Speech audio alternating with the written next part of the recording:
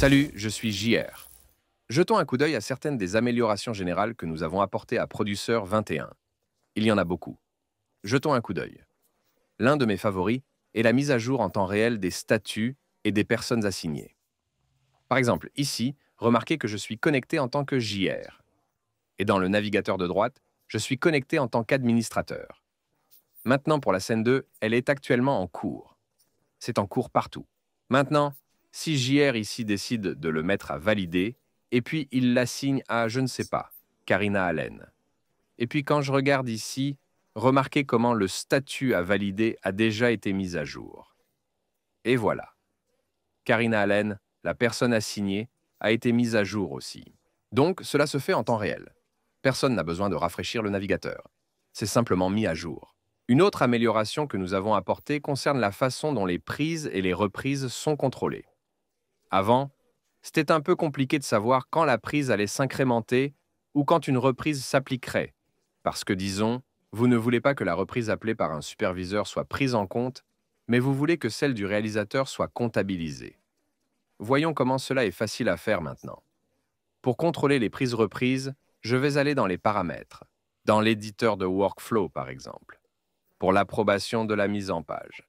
Je peux voir les déclencheurs et en créer un tout nouveau qui dit quand le statut d'une tâche est changé en refaire. Ensuite, effectuer l'action suivante, incrémenter, prendre, reprendre. Et ensuite, je peux choisir quel processus je vais incrémenter. Je vais incrémenter la mise en page et je vais aussi, en cliquant sur le plus, contrôler le retake pour l'approbation de la mise en page. Cela signifie que la prise sera incrémentée pour la mise en page et elle sera également incrémentée pour l'approbation de la mise en page. Voyons comment cela se déroule. Je vais donc, par exemple, régler cette vérification de mise en page pour reprendre. Maintenant, comme je n'ai pas défini de déclencheur, celle-ci n'incrémente pas la reprise et la révision ici lorsque je la règle sur Valider n'incrémente pas la prise. J'approuve celle-ci. Maintenant, le réalisateur ici demande une reprise. Cela augmente le numéro de reprise et augmentera également le numéro de prise de la mise en page. C'est exactement ce que je voulais et c'était facile à configurer. Par exemple, maintenant je peux le remettre en validation. Je l'approuve ici, et si je le mets à refaire encore une fois, ce refaire s'incrémente et le chiffre augmente. J'ai un contrôle parfait sur le nombre de prises et de reprises grâce à ce nouveau déclencheur. Une autre fonctionnalité, c'est la capacité de filtrer les statuts en fonction de la date. Nous pouvions, si j'ouvre le filtre ici, dire, par exemple, montre-moi tout ce qui est, je ne sais pas, approuvé ou incomplet, disons.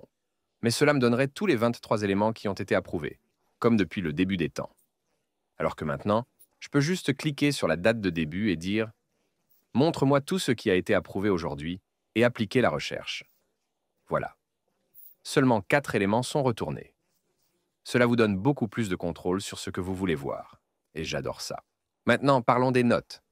Ces notes délicates. Gardez-les organisées. Sachez ce que vous recherchez.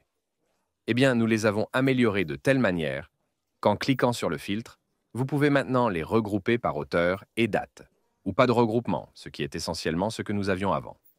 Vous voyez qu'ils sont tous disposés dans l'ordre chronologique. Mais mon préféré est celui-ci, le regroupement par tag. Donc, par exemple, tout ce qui est reprise 1 est ensemble. Tout ce qui n'a pas de tag est ensemble. Cela facilite donc grandement la visualisation de tout ce qui a été demandé, par cet auteur à cette date, et tout ce qui a été demandé plus tard pour la reprise 2, par exemple. Une autre nouveauté est l'édition de priorité en ligne. Qu'est-ce que cela signifie? Cela signifie que nous devions aller dans les détails pour éditer les priorités. Maintenant, plus besoin. Si je demande simplement à ce que les priorités soient affichées ici, je peux simplement cliquer dessus, faire glisser et déposer et modifier cette priorité. Non seulement cela, Mais je peux sélectionner toutes mes scènes et modifier les priorités pour toutes en même temps. Par exemple, comme ceci. Maintenant, tout est très important. C'est tout. Je gagne énormément de temps en n'ayant pas à les éditer un par un. Producer 21 apporte aussi une grande amélioration à la page de gestion des ressources. Nous devions utiliser le filtre pour se concentrer sur un environnement particulier ou un travail particulier, alors que maintenant, nous avons un menu déroulant en haut pour sélectionner l'environnement et le travail afin que nous puissions nous concentrer sur les ressources que nous recherchons. Laissez-moi vous montrer. Juste ici en haut, je peux sélectionner et choisir un environnement particulier, puis choisir un travail particulier. Et voilà, automatiquement, tous mes éléments ont été filtrés et je peux voir tout ce que je recherche spécifiquement. Un autre de mes améliorations préférées concernant les actifs est que vous pouvez créer plusieurs actifs à la fois. Lorsque je clique sur Créer un actif, il y a plusieurs panneaux que je peux modifier avec quelques options. Par exemple, je peux sélectionner un workflow. Je peux sélectionner l'assemblage, qui est avec. Quel environnement et quel travail je veux associer à cet actif. Et je ne voudrais pas avoir à faire cela à chaque fois que je crée un nouvel actif.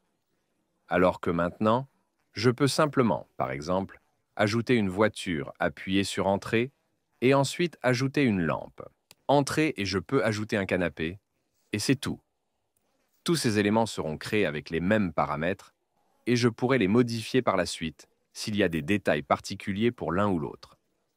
Mais juste le fait que je puisse créer tous ces éléments d'un coup me fait gagner énormément de temps. J'ai un dernier point à propos des rapports. Les rapports sont excellents, mais l'une des demandes que nous avions était la possibilité de les partager avec plusieurs personnes.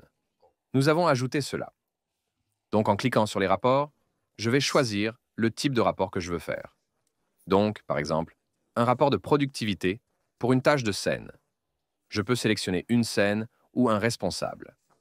Sélectionnons un responsable. Donc, je vais faire un rapport. Voyons comment se débrouille le gars JR. Et comparons avec Charlie et Frank, par exemple.